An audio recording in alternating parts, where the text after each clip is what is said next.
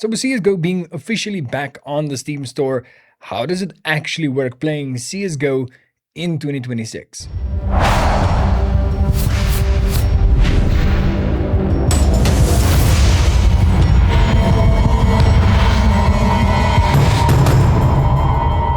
Well, first we're going to have to clarify what being back on the Steam store actually entails, because CSGO isn't officially back. It doesn't have any official servers. It isn't officially listed on the Steam store. Like if you search for it, it's just not gonna pop up anywhere. So how does it actually work? Like how can you play CSGO?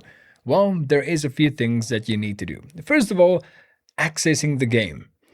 Accessing the game isn't just by searching CSGO, Counter-Strike Global Offensive. No, you actually have to follow a very specific link, the specific app ID or app link for the Steam store. It's like an unlisted game, all right? So it's accessible, but not generally to the public. But don't worry, I got you covered there. I will leave a link in the description and in the comment section down below so that you can just access it very quickly by clicking the link. From there, obviously, you will be downloading CSGO. I think it's like a 13 or 14 gigabyte download. Like it's not really crazy, but the game is like 30, 40 gigabytes large, right? So it's just normal CSGO stuff.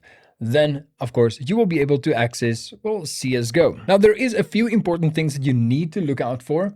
First of all, CSGO does have a lot of bugs. I think it's even more than it was when I played it, when it was still, the main game. The first thing that I noticed was your volume of your mic gets boosted to 100 almost every time you open the game. It isn't like a consistent thing, but essentially almost every time you open the game, it just boosts your volume up. So you're going to have to fix that again. I know there's like ways to get around that, but I don't know if anybody is going to be actively playing the game enough to justify doing it. Like you could just take your volume slider and kind of fix it, right? So okay, with that out of the way, that's the first bug. The second bug is if you change your in-game resolution or your video settings while playing the game, it will most likely crash. It has crashed on me gajillions of times by now. So you're going to have to really look out for like lock in those settings before you play, or just kind of do it before you play on your second or third time, right?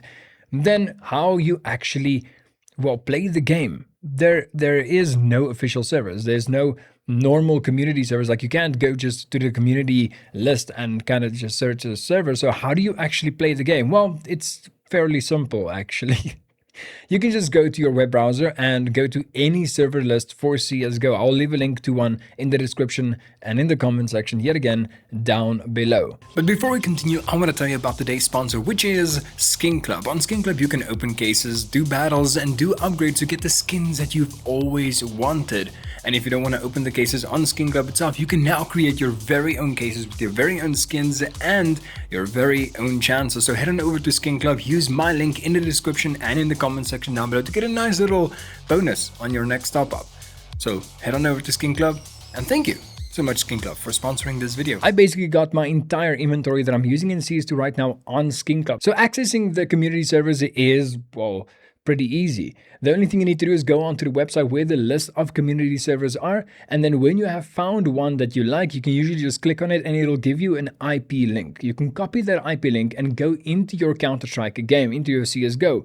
From there, you will need to enable your developer console that is usually disabled by default. So you just go into your settings, game, and then enable developer console. From there, you can click the squiggly little button and then type connect space and the IP address that was given to you on the server list. From there, it'll just automatically connect. And sometimes I know it kind of just doesn't work, but most of the time it just works like normal. There are retakes, there are death matches, there are competitive matches. Like there is a lot of active players. I think it's like 60,000 people playing CSGO at almost any given moment. So go check it out, try your best and see, maybe you got what it takes to get back into CSGO.